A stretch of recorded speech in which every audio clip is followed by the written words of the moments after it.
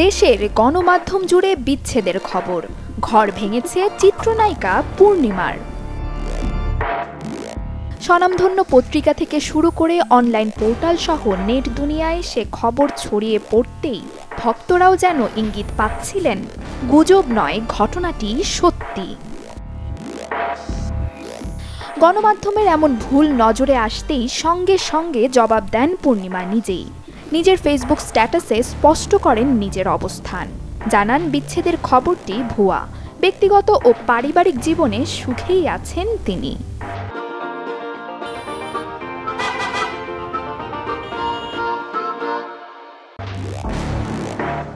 দিলারা হানিফ পূর্ণিমা নামের নিজের ব্যক্তিগত ফেসবুকে স্বামী আশফাকুল রহমান রবিনের আইডি ট্যাগ করে অভিনেত্রী লেখেন, সুদিনে মানুষের বন্ধুর অভাব হয় না, এদের অধিকাংশই হচ্ছে সুযোগ সন্ধানী কৃত্রিম বন্ধু।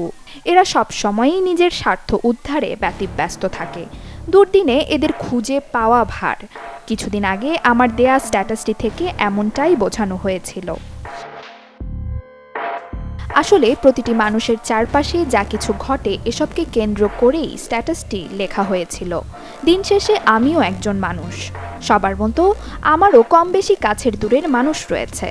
এ কারণে আমাকেও সুসময়ের বন্ধু ও স্বার্থপরদের ফেস করতে হয়েছে। কিন্তু লেখাটির কিছু অংশ আগে পিছে না বুঝে অনেকে আমার পারিবারিক জীবনের সাথে মিলিয়ে ফেলেছে।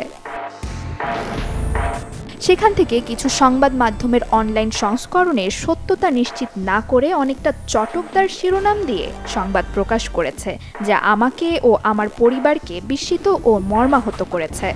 আমার দেয়া স্ট্যাটাসের সাথে পারিবারিক জীবনের কোনো সম্পর্ক নেই।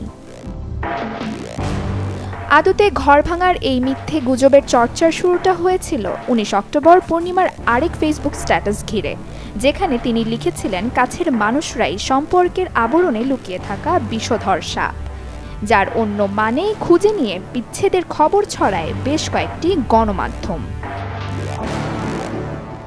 Desk report, channel 24।